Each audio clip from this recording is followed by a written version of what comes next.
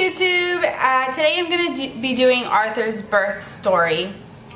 I did Owen's birth story one day last week, and I'm going to try to put the link to that video at the end of this one in case you're interested. First and foremost, I did not want to be induced. I wanted to be able to go into labor on my own, labor at home for as long as I possibly could. I want to be able to use the tub or the shower during labor to keep myself comfortable. I wanted to be able to use a birthing ball or, you know, walk the halls or move around throughout labor. So in order to do that, I had it in my birth plan that I wanted, I think it's called intermittent monitoring. I could be pronouncing that wrong. I wanted that kind of monitoring with Arthur to where I wasn't stuck in the bed and like stuck to the machine. I wanted them to just like delay the cord clamping a little bit, and I wanted everything else to be delayed for the first hour, just an hour undisturbed, so that I can, you know, start breastfeeding. I did not want to supplement. I feel personally like that was my mistake with Owen, was taking the advice to supplement. So this time around, I did not want to have to supplement at all. The other thing I had decided, this wasn't part of my birth plan, but I wasn't telling my mom that I was in labor, and I didn't want her at the hospital or in the room, and that's just the way it was. So Arthur's due date was January 6th of 2017. I kind of joked with Leo from the beginning and told him, like, watch us get winter weather and then I'm gonna have the baby in a car or at home. So I checked the weather for that, for, you know, the next few days, and I saw that we were expecting snow and ice. When we get snow here where I'm from the south, nobody knows how to act. The entire city shuts down and the stores sell out of milk and bread. Why milk and bread? I still don't know. Does anybody know? It's always a state of emergency, even if we get like half an inch. Leo does not do well with childbirth. Leo does not do well with doctors or needles or hospitals. Leo's worst nightmare would be for him to have to assist me in a home birth. Like, worst nightmare. Okay, so the day of my due date comes around. Leo goes to work in the afternoon, and I get into a bath just to try and like get into a warm bath and relieve some of the cramping that I was having. The bad weather, the winter weather, was not supposed to come until like hit until around that evening, so like 6, 7, 8.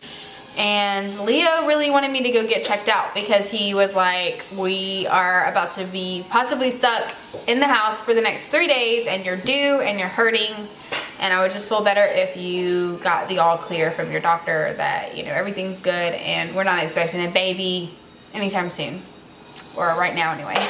I did not want to go get checked out for 2 reasons. One, I was like, okay, they're either going to send me back home, in which case I've wasted gas, I've wasted my time, and now I'm possibly driving out in this weather, trying to get back home from the hospital. Or 2, they, you know, overreact and admit me, and then the next thing you know, I'm being induced or whatever, and I don't want that either. But I had Leo in this ear and my sister in this ear telling me to go get checked out.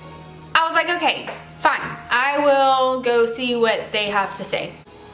So we get to the hospital around 7, and they tell me that I'm dilated to a 4. I did mention to them at the hospital also about all the excessive fluid.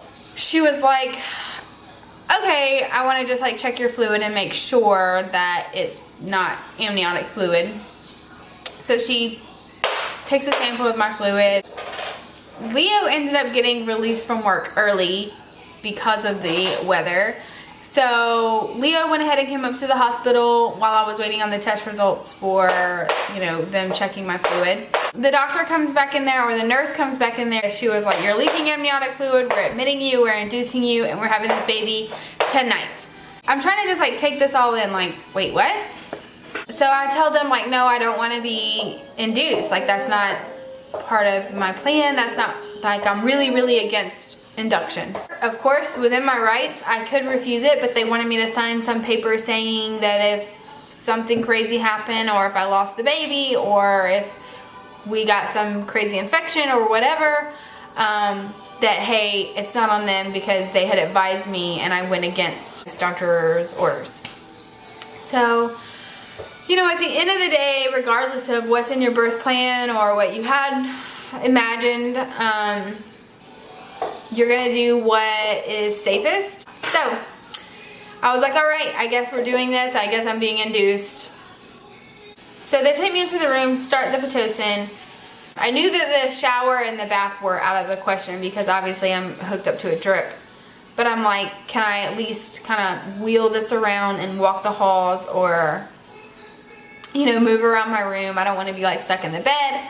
She says no, because I guess when you get induced, you also have to be hooked up to the monitor to monitor the baby's heart rate. Make sure that the baby isn't getting into any kind of distress due to the Pitocin. So she was like, no, we really need you in the bed so that we can monitor the baby's heart rate, make sure the baby's not getting stressed out. She was like, I will bring you a birthing ball so you can kind of like, you know, right here next to the bed, you can kind of bounce on the birthing ball and use the birthing ball. So at least I got that. So that took out my shower use and my intermittent, I can't say that word, monitoring, and that took out me being able to move freely through labor. So that kind of like, that pretty much cut out everything that I had wished for. My labor, it was just gone. I was going to be in the bed, and I was going to be hooked to machines, and I was going to be induced. So that's just the way it was. And I remember I was so upset, and I went to the restroom before they hooked me up to everything to have a good cry and let it all out. And Leo came in there, and I was just like, babe, this is not what I wanted. Like, I did not want to be induced, and just everything. This is just like, what is happening right now? And he was like, I know, but you know, look at the bigger picture, and at the end of the day, we just want Arthur here and healthy, and that's everyone's goal. So I'm like, you're right, okay. So I told my nurse, look, clearly labor is not going how I wanted or intended. That's fine. I've accepted that.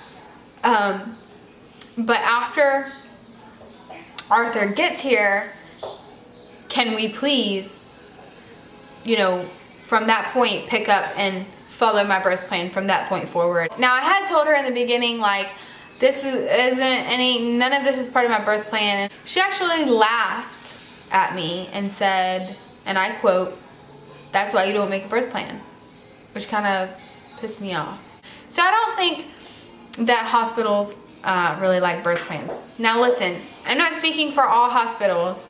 You know, in some places they might be more birth plan friendly. So I tell her, like, can we please, after I have the baby, follow my birth plan and do everything like from there, like the way I want it. And she says, yeah, absolutely. We will do everything we can as long as the baby's healthy to implement what you wanted afterwards. We just need to get him out because it's important. The longer he's in there, the higher risk for infection. We don't know how long you've been leaking or how long your water has been broke, because technically that's what it was. My water didn't break in like a big gush, but I had like a pinhole leak. So as a technicality, I guess my water had been broken and just slowly leaking for who knows how long, honestly. By 1:30, I was feeling a lot of pain. I was like, get him in here now. I need the pain meds, like, now. So they gave me my pain meds at like 1:30 in the morning. They were saying that we were gonna get snow and ice, and that it could be a significant amount of snow. It ended up just mostly being ice.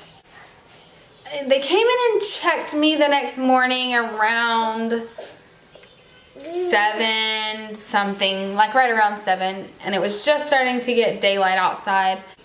The way that this hospital room was set up, there was like a big window across the room from the bed that I was in. It was a wall-to-wall window, and I want to say almost floor to ceiling. It was a huge window. I'm laying in the bed and I'm looking out the windows, and the sun is coming up, so it's just starting to get daylight. And because we had got all of that ice, Now all the trees are dead because it's the middle of winter, but all of the trees just had this coating of ice that was just glistening. It sounds cheesy, but it was so beautiful outside, just these ice-covered trees. And it was just a really peaceful, serene setting to give birth. And it happened a lot quicker this time. I don't remember exactly how many like pushes or for how long I was pushing, but it was not that long. And Arthur was born at 8:39 on January 7th, 2017. So the morning after my due date. My due date was when I had went to get checked out because we were expecting all the weather, and my due date was when I got admitted and induced. So he was born the morning after my due date. They put him on like straight onto my chest. Leo did not want to cut the cord. Leo didn't cut Owen's cord either.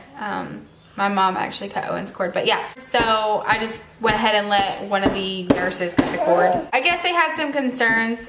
Mainly his color was concerning to them when he didn't kind of like start to get that red pink color. So the nurse came over and was like, I need to take him, I need to check on him. His color is concerning to me. So they take Arthur over to the little like baby station that they had set up in my room to check on him. So while they have Arthur over there checking on him, they're trying to deliver my placenta.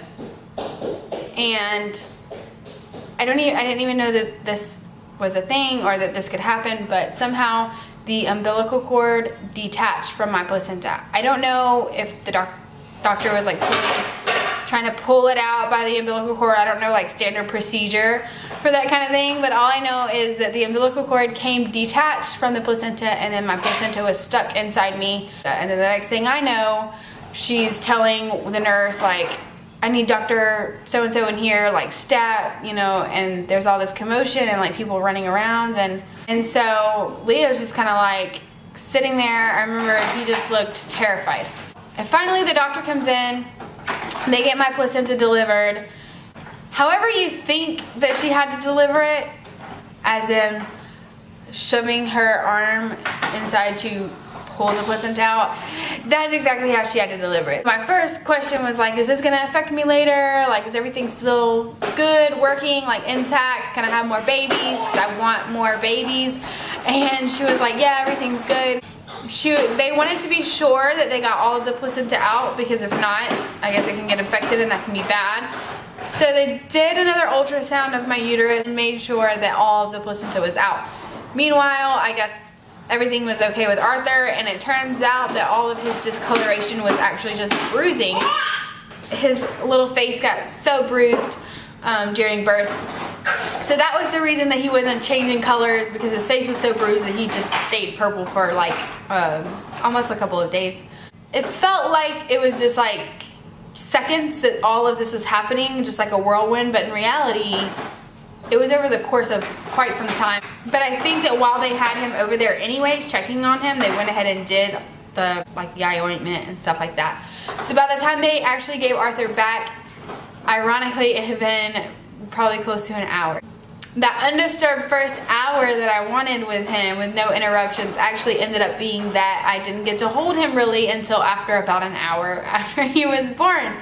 So it was just like, I don't know if I like jinxed this whole thing by creating this really, you know, detailed birth plan. Arthur was out of my room more than he was in my room. They would bring him in, and then literally like 10-15 minutes later somebody would come in, and after a while I was just like, I didn't even ask anymore. They were just like, we need him, and okay, whatever, take him. Arthur had to be on antibiotics, and I had to be on antibiotics due to the amniotic fluid leaking. They were concerned of infection, and so as a precaution they wanted to give us both antibiotics after the birth. Then he started having issues with his blood sugar being low, and they kept having to like prick his heel and check his sugar. So the only hope I had left of anything going according to plan was breastfeeding. Arthur went, it was well into the second day there before he had a wet diaper. And because of him not wetting his diaper, and also because of his blood sugar being low, they came in and said that they wanted me to supplement with some formula, which did not go over well with me, and I was like, absolutely not. Like, I'm just not. Everything else has been out of my hands and went completely against everything I wanted, and it's been out of my control. But this, no. I just kind of felt like breastfeeding was the one thing that I could control out of this whole ordeal. And I didn't feel like I was doing anything to put him in any kind of danger, because I knew that my milk just hadn't came in yet. They brought me the little formula bottles, and I was kind of letting drops go into his mouth, but not actually letting him latch on and eat any significant amount. I wanted him to nurse, and he was nursing so good too. It wasn't like with Owen where his latch was, you know, messed up or whatever. So he was nursing so good, I didn't want him to get like his belly full off of formula and then not want to latch, or I didn't want him to start taking the bottle and then have nipple confusion. So I just gave him a little bit so that I was giving him something in hopes of his blood sugar, you know, coming up a little. I decided to go ahead and call my mom and let her and my stepdad know that, you know, their grandson was born and that they were welcome to come and see him whenever they were ready and whenever they wanted to. And I was just gonna let them know, you know, tell them how much he weighed and like what he looked like, and, you know, you're welcome to come see him. She lost it. She lost her mind. She flipped out. She started screaming. She hangs up on me. She was mad that that I didn't tell her when I was in labor, or that she didn't get to be there for his birth. I was just sobbing, crying. Yeah, I just don't know that I'll ever really truly forgive her for that. I really feel like she kind of stole that moment from me. It should have been one of the happiest days of my life, and I spent the rest of the day crying on and off and just upset and angry. And I actually had to put her on a list so she couldn't come visit. I for sure did not want to see her or for her to even come see my baby after that. I was so mad. I ended up later taking her off the list, and she did get to come and see him. We finally got released 2 days later. With both kids, I stayed in the hospital for 2 days. Leo actually got to take off 12 weeks, which was so great, because it was during the winter, so I'm just naturally a little more down anyway. And then on top of that, having all my hormones, I was really scared. I just sat around breastfeeding on demand, and we watched a lot of The Office, and just enjoyed our time together. And I did have a little bit of postpartum after coming home. I would just consider it like baby blues with Arthur, because it was fleeting, you know. I would say like it hit me around when he was a week old, and then by the time he was 2 to 3 weeks old, I was feeling better. So that was good, because that was a big concern for me with getting pregnant for the second time. It really made me delay getting pregnant for the second time, because I was so terrified of going through that same postpartum experience that I did with Owen. That's pretty much it for Arthur's birth story. Hope you enjoyed watching. Right here somewhere, I hope to link the other video of Owen's birth story.